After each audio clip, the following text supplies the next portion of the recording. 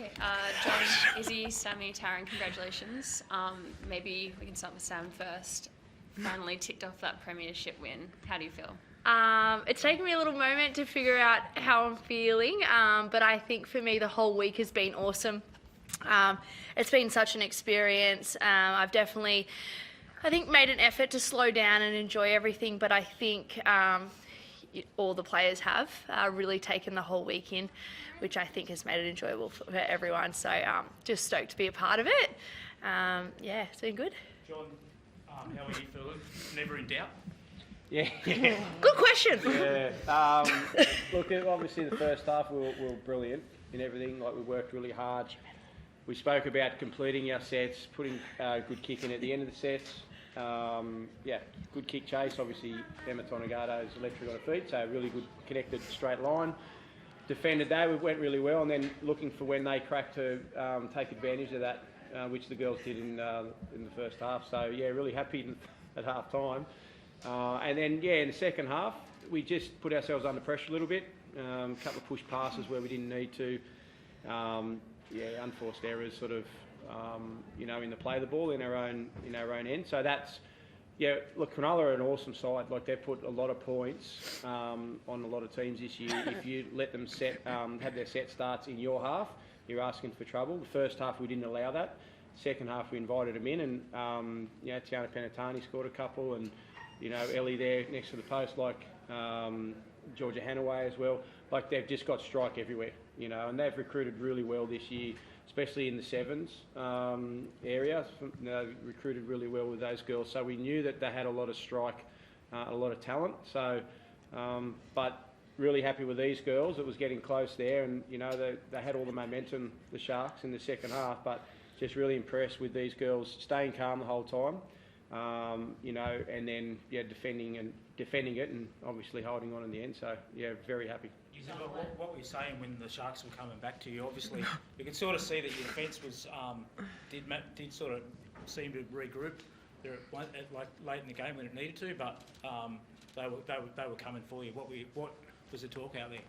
I don't know if you want me to repeat that. No, it was just to stay, I think, a little bit calm as well. We know that defensively we can be a lot better, and we were letting them stand up a lot and not putting them on their backs where they were getting really quick play the ball. So I just said that we need to dig deep here. This is on the line, basically. If we want this grand final and want to take it back home to the Sydney Roosters, then we need to dig deep, and I think that's exactly what we did. We didn't give up. John, you made the SOS call to Sammy earlier in the season. Why was she the girl that you wanted to bring back? Why was she the girl for you, and how special is it to send her out as a winner? Besides my good looks, John. Okay, we're going to focus on the skill. Look, I had the pleasure of coaching Sammy in the 22 season, and then she had a brilliant year, got fullback of the year, Dalian fullback of the year, made the World Cup squad, went over and won a World Cup for Australia, for the Gillaroos over in England, and then that was it. She hung the boots up, and obviously, had another child, so she had retired. I don't know if that's probably the third or fourth time she'd retired then, but she'd retired. But with Corbs going out in our trial match a week before round one, I was sort of looking around at who could be someone that could come in. We had got some young players that could have stepped up and possibly moved people around. But Sammy was someone, and my wife, who's a bit of an expert on rugby league, she texted me how we, all the way through that game. So I usually put my phone down, but she was adamant as well. I haven't actually told Sammy this, but she said, you need to get Sammy Bremner back, and you need to give her a call. Sammy doesn't actually know that until now, but but for me it was no question. I know what Sammy's like, and when I spoke to her, I knew she'd been training. Anyway, she's a very fit person who likes to be active. So to bring her in that regard, it wasn't an issue. It was more just to get her connected with the new group of girls. So we didn't put her in round one. Didn't want to put that pressure on her, but round two, thought she was ready to go. And I feel like she's gotten better and better in every game, and especially that try she set up for Bridie Parker on the sweep, and then squaring up and drawing in the winger and setting up Bridie Parker was things that she's been working really hard at. We know she's fast, we know she can score tries, but to set that up, that was what was special to me. And I just said in the sheds there with Sammy. Sammy's done everything in the game. She's one of the original pioneers who've driven the NRLW, or the female space, to a long way. And I just think someone who's done so much, it's really fitting that she goes out with a ring, premiership ring. She's achieved that. So, and now she's taken on this awesome role, full-time role with the Dragons next year, and I just wish her all the best. And the fact that these girls are now coming out of playing and getting full-time roles in the game, that's what makes me really excited. So yeah, just really happy for her. Sammy, John said that your fitness was already quite good coming back in, which is good. But I wanted to ask a bit about like the side of kind of getting used to being like just absolutely smashed and tackled every week, like in terms of like kind of the mental side. Like, how was that for you coming back? Yeah, I think when I speak about this, it's probably surprising for people to get their heads around that, like the physical part. For me, like every individual is very different, but for me, I was confident in the physicality of returning to rugby league. But for me, it was the mental load and the mentality of coming back to an elite level, and I had to sort of try to flick a switch pretty quickly from not putting pressure on myself and not really putting myself in an elite arena to doing that overnight. And I was really challenged by that. I backed myself physically, but I think what really helped me progress over the few weeks that we played was just the girls around me really instilling belief and confidence in me, because I didn't run literally for 12 months, 9 months being pregnant, 3 months trying to recover. I didn't touch a football really for 18 months.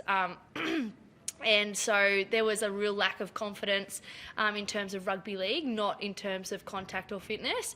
But I really honestly think if I was to put myself into any other team, I wouldn't have been able to play with any confidence. It's because of the specific individuals in our team and the coach, of course, that I was able to get confidence within a few weeks that I really in previous seasons had worked for like 6-7 years to instill that confidence in myself. So I think that's just like a lesson to other players and stuff, is it's so important to be involved in a team with the right coach for you and the right players for you, because it can do wonders.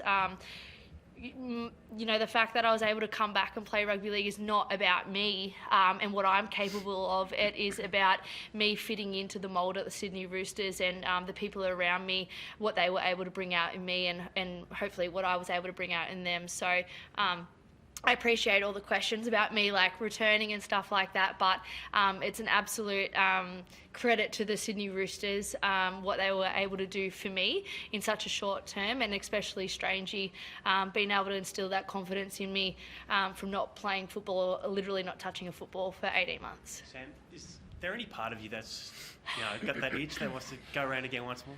I knew you were going to ask that. The reason why I'm not playing football is not because I don't like it, it's not because I don't feel capable. It's because when I decide to do something, I put absolutely everything I can into it. And when you do that, something has to give.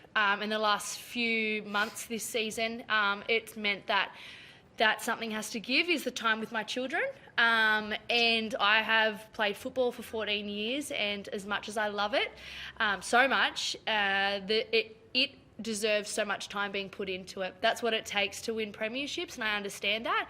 And I'm not willing to do that anymore because of what it takes away from my children. So love that I've been able to come back in, and if Strangey wants me to come in with no pre-season and just play 4 weeks next year, I won't say no, but it obviously takes a lot more, and these girls put absolutely everything into representing this jersey and playing rugby league. And you see them win the Karen Murphy medal and run 300 metres, but you don't see what they do day in, day out. Taryn watching footy over and over again and picking apart teams, and Izzy absolutely going as hard as she can to return to the football arena when she's suffered an injury, and the mental load that takes.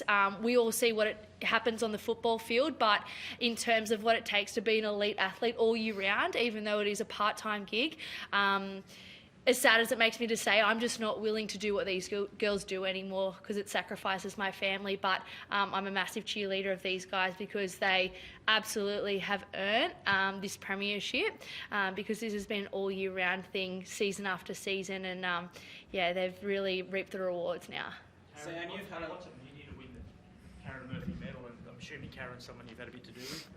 Yeah, it's really special, especially an award named after Murph. I've got a really good relationship with Murph, so to win an award after her is really special. But I think today nothing's more special than winning the premiership with my team.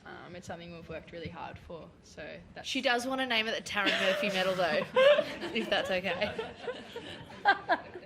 Don't mind her.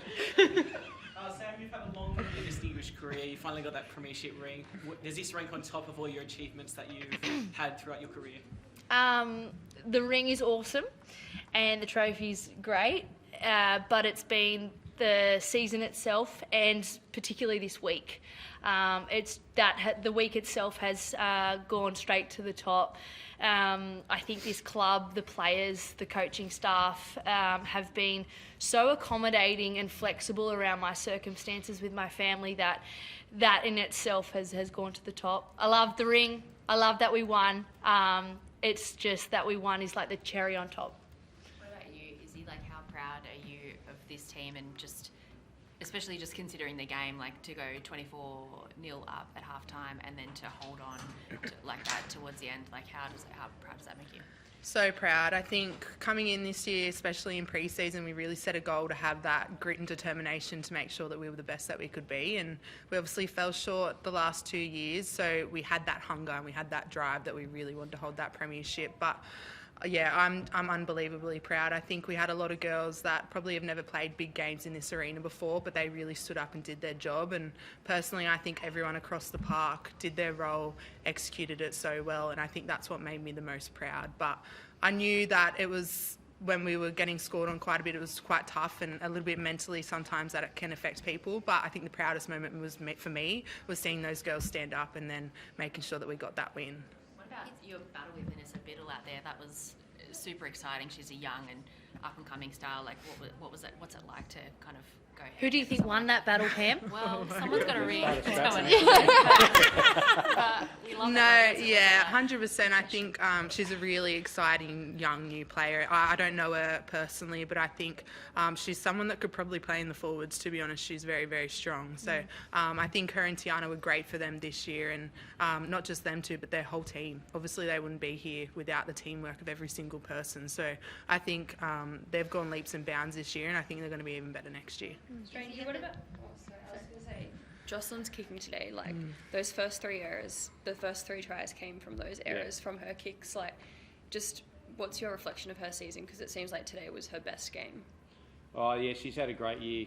Spoke to her before the game about starting the season off. When I spoke to her in the pre-season, she's going to be as our number 14. Very versatile. She's a great half, 5'8", lock hooker.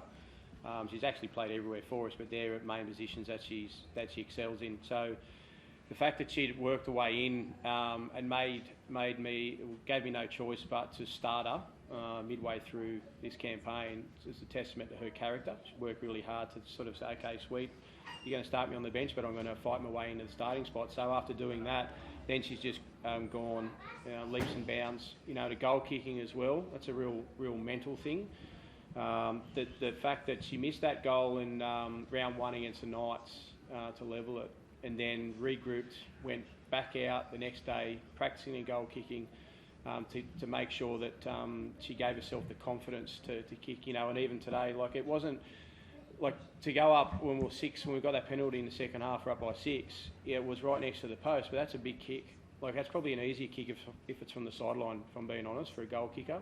So for her to nail that, just release that pressure valve a little bit, was outstanding. And those bombs she's been executing like far out. I thought the Sharks did exceptionally well to catch the majority of them, to be honest. But yeah, there was just so many of them. It was an attack really, and that forced some errors and put us in good field position in the first half. Is that always the plan to target Casey like that and then get those chases come through? Not necessarily to target her, it was just to put them up. And then their back 3, it's almost like, well, let's see, see what you do. Because it's not exactly she's targeting one person, like she's hitting the belly of the ball, she's hitting it, trying to get it sort of in the middle of the field, knowing that it's going to go a little bit to the right, a little bit to the left, and she wasn't too concerned about that. It's just making them float with a little bit of spiral, so when they come down, they change angle towards the end. So it wasn't picking on one player in particular, it was just put it up and see how they go, the back three. Izzy, at the Daliums, Olivia Koenig was speaking a bit about her and some of the other girls relocating from the Central Coast to Sydney. Do you think that's made like a bit of a difference this year, or what difference do you think that's made? Yeah, I think it's huge. I think we have a big core group that have come through the Central Coast system, which I'm really proud of, to come from the Central Coast. But yeah, it just helps a lot with obviously being more involved with the footy, being at training, doing the little extras that we can. And I think every little extra adds to winning a premiership. So yeah, I think it was great. There was a fair few of us that relocated, and I know that that's something that we're probably going to look at again for the future. Two tries today and being the one that sealed it. How has she been able to develop into the player that she is today? Sorry. Is that for me, sorry? Yeah. Yeah, she's, yeah, I think she's outstanding. I'm so proud of her, the season that she's had. She's improved the game so much this year.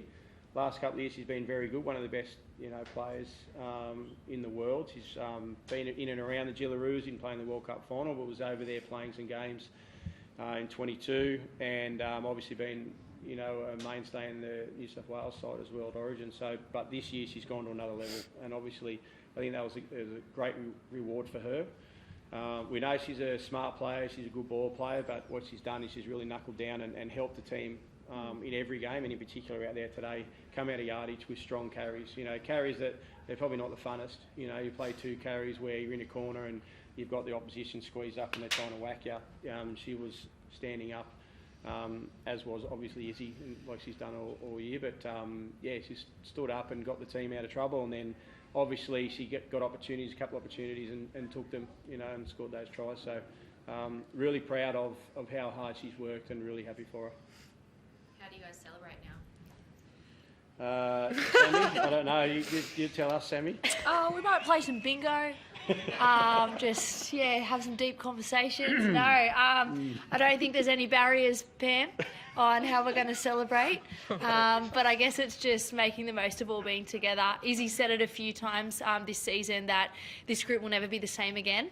And so just making the most of being in each other's company, celebrating what we did, not only today, but the entire season, the entire campaign. And, throughout the season, there's lots of pits and there's lots of peaks. And I think within those pits, sometimes it can feel like Groundhog Day. And when you're on a day like today, everything you do, no matter who you are and what your journey's been like, is worth it.